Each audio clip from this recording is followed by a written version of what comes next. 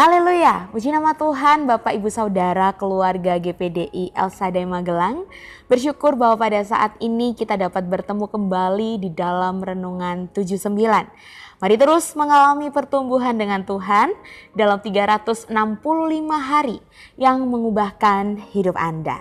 Baik, puji nama Tuhan Bapak Ibu Saudara, di kesempatan pada saat ini kita akan kembali bersama-sama merenungkan kebenaran firman Tuhan yang akan menguatkan setiap kehidupan kita dan kita akan terus bertumbuh di dalam Tuhan.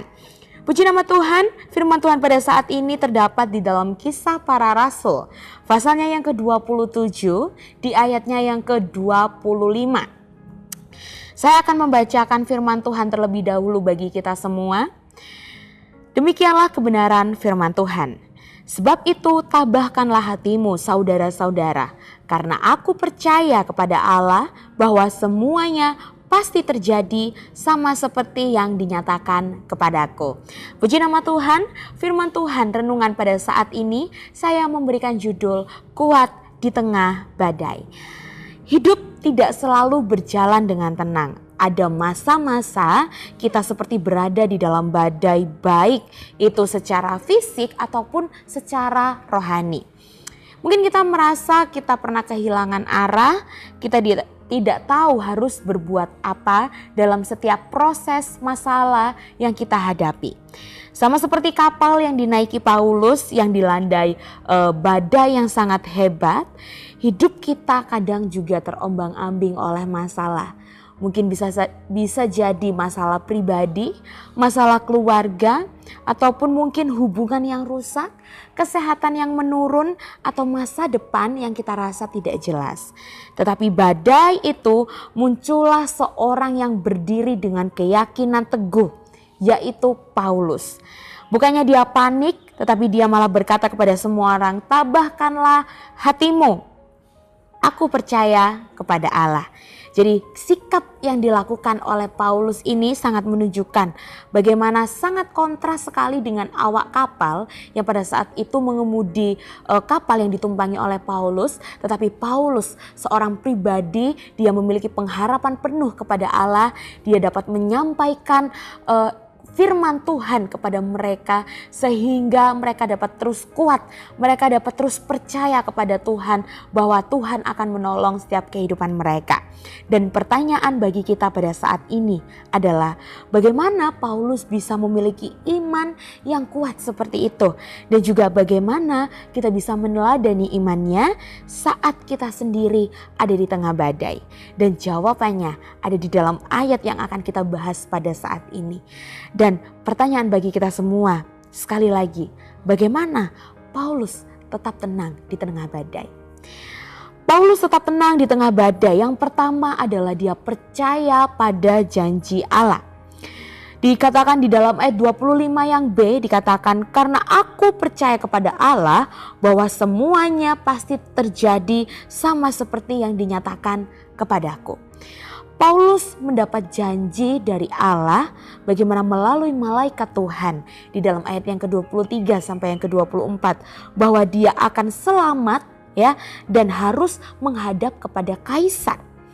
Dan situasi pada saat itu, kalau kita melihat bersama-sama di ayatnya yang ke-20, dikatakan ada angin ribut, kapal hampir karam, dan semua orang kehilangan harapan.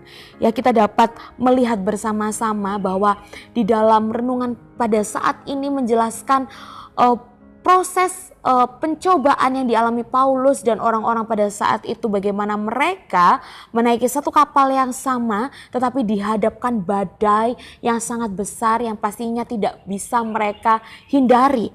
Tetapi Paulus tidak mengandalkan situasi pada saat itu. Dia teringat akan janji Allah, bagaimana Allah terus menyertai kehidupannya, menyertai dari mana awal mula dia pelayanan sampai pada di titik dia mengalami badai persoalan, mengalami badai di tengah-tengah dia harus melewati hal yang mungkin secara manusia tidak bisa dia lewati. Tetapi di dalam iman Paulus berkata, aku percaya kepada Allah. Jadi di sini Paulus memegang perkataan Tuhan dan lebih dari waktu itu peristiwa realita yang diperhadapkan yang menakutkan bagi Paulus.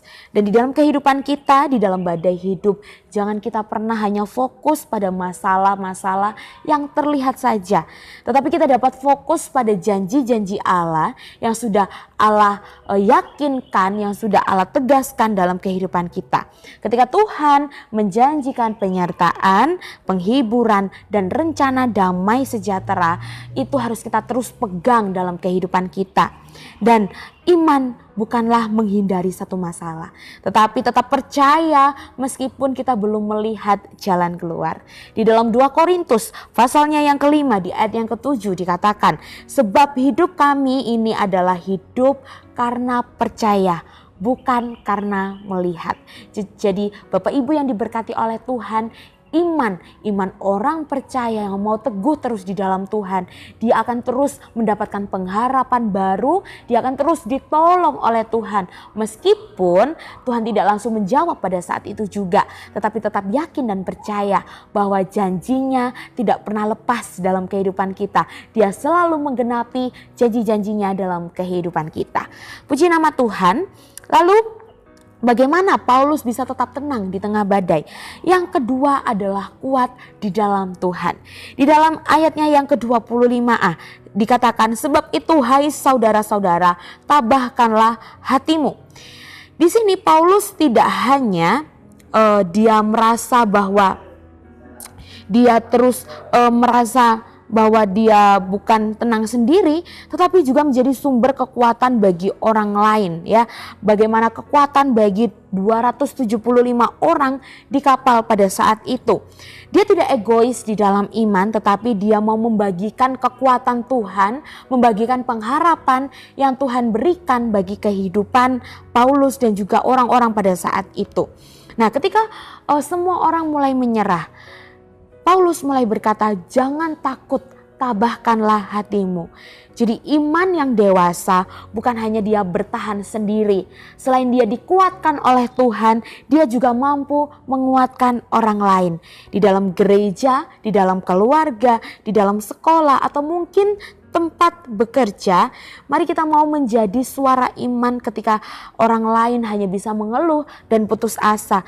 Karena Paulus mengajarkan kalau kita kuat karena Tuhan, jangan simpan sendiri, tetapi kita mau membagikan itu kepada banyak orang, sehingga tidak hanya hidup kita yang diberkati, tetapi orang-orang yang di sekitar kita yang mengalami keputusasaan, mereka juga terberkati. Di dalam Ibrani pasal yang ketiga, di ayat yang ke-13 dikatakan, tetapi nasihatilah seorang akan yang lain setiap hari, selama masih dapat dikatakan hari ini, supaya jangan ada di antara kamu yang menjadi tegar hatinya karena tipu daya dosa. Jadi kita mau bersama-sama seperti Paulus dapat kuat di dalam Tuhan dan dapat terus bersama-sama belajar bagaimana menjadi pribadi yang dapat menguatkan orang lain juga.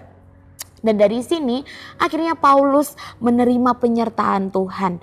Mungkin banyak orang berpikir bahwa kalau kita percaya Tuhan, maka kehidupan kita akan bebas dari masalah. Tetapi dari kisah Paulus, dari peristiwa yang dialami Paulus, kita dapat belajar bersama-sama bahwa iman itu tidak dapat menghindarkan kita dari setiap masalah dan proses yang ada. Bahkan Paulus, seorang rasul yang dipilih oleh Tuhan, mengalami badai, mengalami proses yang luar biasa selama 14 hari. Tanpa melihat matahari, tanpa melihat bintang. Tetapi justru di tengah badai itulah Tuhan menyatakan penyertaannya dengan caranya yang ajaib. Tujuan Tuhan bukan menghindarkan kita dari badai, tetapi membentuk kita melalui badai itu. Dan ingat bahwa Tuhan tidak pernah berjanji hidup kita akan selalu mulus, tetapi Dia janji untuk selalu menyertai, untuk selalu hadir dalam setiap proses kehidupan kita. Di dalam Roma pasal 8 ayat 28 dikatakan, Allah turut bekerja dalam segala sesuatu untuk mendatangkan kebaikan. Jadi Bapak Ibu yang diberkati oleh Tuhan, dari sini kita dapat belajar bersama-sama bagaimana Paulus bisa tetap tenang di tengah badai karena dia percaya kepada janji Tuhan, dia dapat kuat di dalam Tuhan sehingga dia dapat menguatkan orang lain, dan dia mengerti bahwa Badai itu tidak bisa membuktikan ketiadaan Tuhan, tetapi kesempatan untuk mengalami Tuhan secara lebih dalam. Dan mari kita mau terus mengaplikasikan dalam kehidupan kita dengan kita mencatat setiap kebaikan-kebaikan Tuhan, janji-janji Tuhan dari ayat-ayat Alkitab yang kita baca. Kita dapat bersaksi kepada banyak orang untuk mereka dapat mengenal pribadi Tuhan lebih dalam, dan kita dapat belajar seperti Paulus bagaimana melihat badai sebagai kesempatan untuk bertumbuh, bukan untuk menyerah. Amin. Firman Tuhan renungan pada saat ini, biarlah ini yang terus menjadi perenungan dalam kehidupan kita. Terima kasih Bapak Ibu Saudara yang telah mengikuti renungan 79, dan kiranya dapat menjadi berkat bagi kita semua. Dan bagi Bapak Ibu Saudara yang ingin didoakan untuk pokok-pokok doa tertentu, mungkin menceritakan masalah kesaksian, baik itu mujizat kesembuhan atau pemulihan masalah keluarga, dapat disalurkan melalui chat WhatsApp di nomor 081 327420088. Puji nama Tuhan Bapak Ibu Saudara, kita akan mengakhiri renungan pada saat ini dengan bersatu di dalam doa. Mari kita berdoa. Terima kasih Bapa yang baik, sungguh mengucap syukur kepadamu Tuhan atas kesempatan yang Tuhan berikan dalam kehidupan kami. Kami dapat kembali belajar bersama-sama mengenai kebenaran firman-Mu, firman-Mu yang terus menguatkan kehidupan kami. Kami mau terus belajar untuk memegang setiap janji-janji Tuhan, sehingga kami dapat terus kuat di dalam Tuhan untuk menghadapi setiap proses masalah badai dalam kehidupan kami. Perlihatkanlah kepada keluarga GPDI El Shaddai Magelang ya Tuhan, petunjuk ketetapan-ketetapan-Mu. Keluarga GPDI El Shaddai Magelang hendak memegangnya sampai saat terakhir. Buatlah keluarga GPDI El Shaddai Magelang mengerti, maka keluarga GPDI El Shaddai Magelang akan memegang Taurat-Mu. Keluarga GPDI El Shaddai Magelang hendak memeliharanya dengan segenap hati. Terima kasih Bapa yang di surga, kami sungguh mengucap syukur kepadamu, menyerahkan semuanya hanya di dalam nama Tuhan Yesus Kristus. Kami telah berdoa dan mengucap syukur. Haleluya. Amin.